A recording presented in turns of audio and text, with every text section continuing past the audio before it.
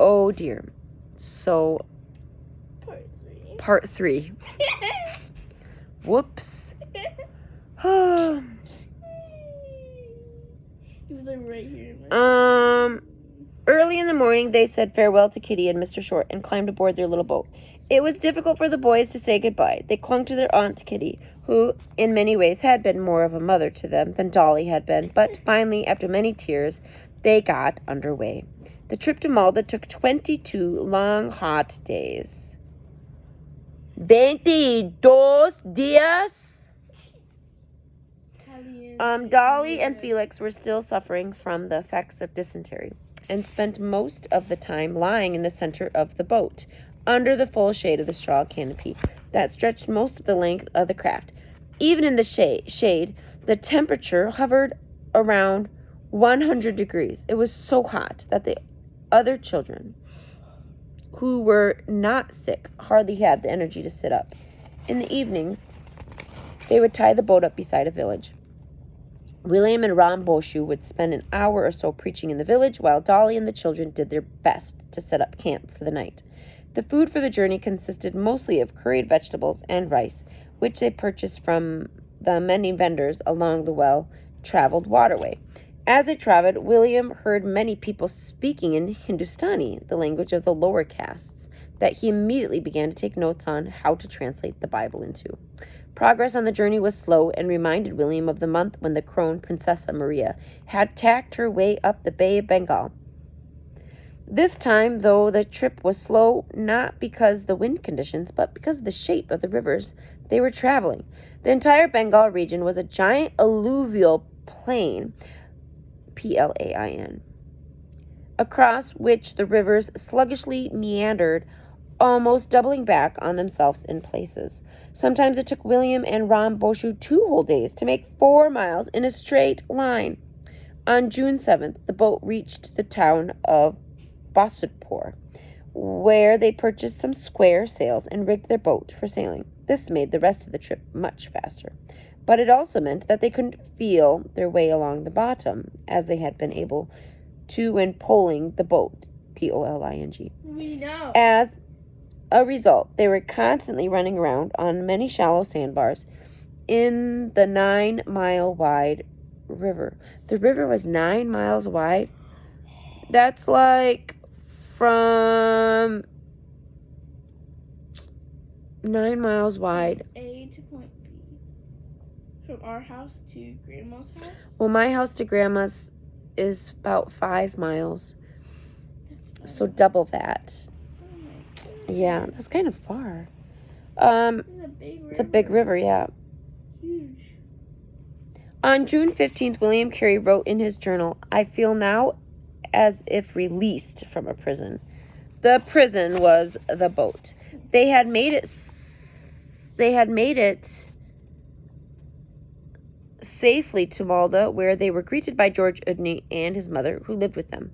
The two welcomed the group into their house for a large meal, and then one of their servants supervised the children while Dolly rested and William went over the job contract with George Udney. Much to his relief, William found that for once Dr. Thomas had not exaggerated. George Udney was a wonderful Christian who cared deeply about the Indian men who worked for him. He told William that as long as everything ran smoothly at the factory, he was free to take as much time as he liked to do his Bible translation work. That evening, after a delicious supper of venison, William wrote to I can't believe they're eating venison. Yeah. That's cow. Like, a cow is, like, sacred. I wonder how they pulled that by their Hindu neighbors. Oh, yeah. I thought it was deer. No, venison is, like, baby cow. Oh. Okay. Imagine So, everyone just peeking through the window. William wrote to the Missionary Society Committee with great joy. He told them about the new job. He asked the committee not to send him any more money, although he hadn't yet received any. They might have already sent. Instead, he urged them to send out another missionary with the money they had set aside to support him and his family. Finally, everything was working out the way he had imagined it would. The Careys stayed with George Udney and his mother for 2 weeks. It took that much time to coax Dolly back into the boat and for George Udney to answer all of William's questions about the indigo factory and the dye-making process. There was so much to learn, and William did not want to make any mistakes. George Udney patiently explained that it would soon be monsoon season, and that was when indigo dye-making began. For 3 months, starting in the end of July, Indigofera tinctoria, indigo plants that had been planted in March were cut down at the stalk, and the whole plants were bundled up and brought to the factory on bullock carts. There, the indigo plants were soaked in huge vats of water. While in the water, the plants were beaten to release the blue dye. To do this, the Indian workers stripped naked and waded, I'm sure they wore underwear, don't worry, into the vats, beating the water with huge bamboo paddles. At just the right moment, the water had to be drained from the vats and the leaves strained out, leaving behind the liquid indigo that had settled at the bottom of the vat.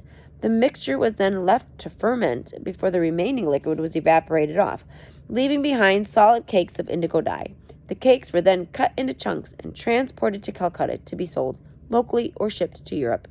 Indigo, William learned, was in high demand because it dyed fabrics such a bright shade of blue. In fact, the blue coats worn by American soldiers during the American Revolution had been made from fabric dyed with indigo. During his stay in Malta, William was asked to preach at the small church service held each Sunday in George Udney's home. Just the thought of a church service reminded William of how lonely he had really been for Christian fellowship. On Sunday, 16 English people, including Dr. Thomas, arrived for the service. Afterward, William and Dr. Thomas talked privately. William forgave Dr. Thomas for the problems he had caused with the money and agreed that now everything was starting to work out well. The two men also talked about translating the Bible into Bengali. William was determined to keep working on the project during the 9 months when there was no indigo dye production. Finally, after 2 weeks, it was time for the Carey family and Ram Boshu to climb back into their boat and head 32 miles up the River Tongan to Mudnabati, where the factory William would be overseeing was located. The current was strong, and the journey took 3 days. The factory Dr. Thomas was overseeing was located at Moy Paldegi, another 17 miles on up the river past Mudnabati. When the Careys finally arrived, they found things much as George Udney had described them.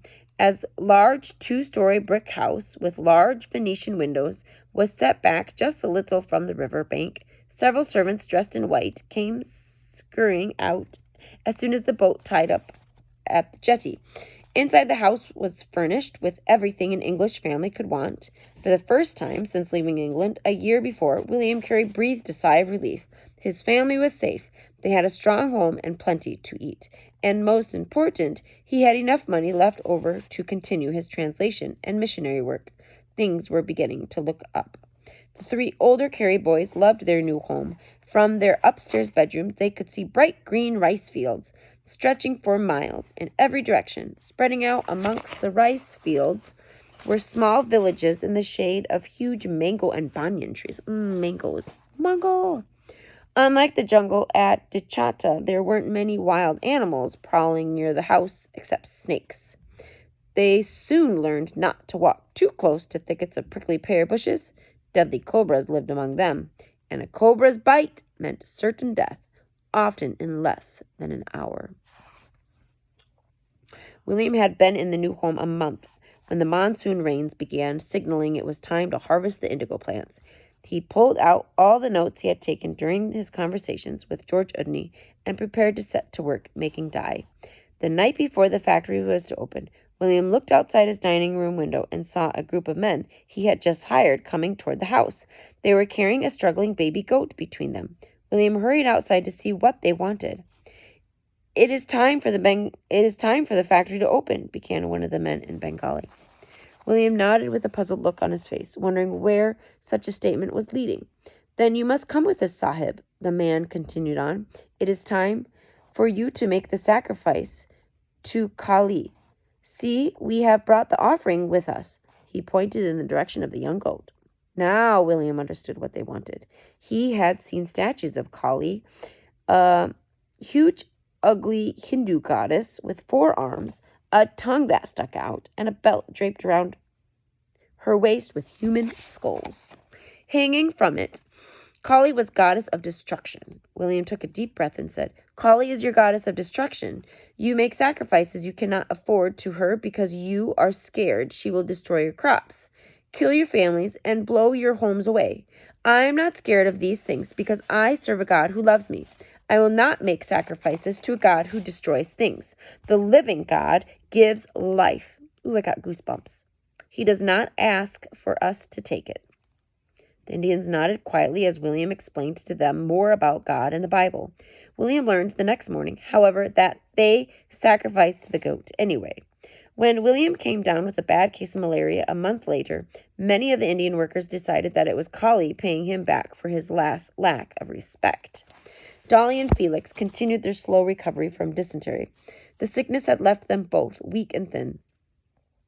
Then in September, just as the last batch of indigo had been crated and put on boats for Calcutta, 5-year-old Peter came down with dysentery. His small body was not able to resist the disease, and he died within hours. William and Dolly were heartbroken, and since they were both ill themselves, they sent Ram Boshu out to find someone to make a coffin for their son.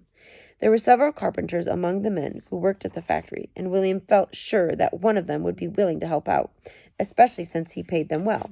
But every one of them refused to help. They were all Hindus and would have nothing to do with a dead white person's body. This was because of caste, the strict system of rules that forbade different groups of Hindus from doing certain tasks.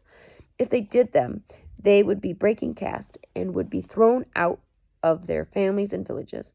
Handling the dead body of a Christian was against the rules for all Hindu castes. The experience demonstrated for William the strong grip the caste system had over every Hindu. When he recovered, William wrote in his journal, Perhaps the caste system is one of the strongest chains with which the devil ever bound the children of men. This is my comfort, that God can break it. Amen. In the meantime, William Carey lay in bed too ill to do anything but pray that someone would have compassion on a family who had just lost one of its members. Because of the heat, it was necessary for Peter's body to be buried the same day. But who was going to do it? Finally, Ram Boshu found 4 Muslim men who agreed to make a coffin for Peter and dig a grave in which to bury him. Peter had been a bright little child, and like his father, he loved to learn new things. He could also speak Bengali like a native. While William grieved for him, his death had much more devastating effect on Dolly. At other times, when she had experienced great tragedy, like the death of her 2 daughters, she had taken a long time to recover emotionally. Oh, that's right, I forgot she lost her daughters. Was that in England? Yeah. But after Peter's death, she did not recover. Perhaps it was the strain of not having Kitty to help her, or the trauma of knowing people would not help with the funeral, or her own long bout with dysentery. For whatever reason, Dolly sank deeper into sadness and depression. I tell you, it's vitamin D. William, too, was also beginning to feel the effects of depression, but for a different reason. He had been in India for 14 months now, and he still had not received one letter from England. He was feeling cut off and lonely. That is the end.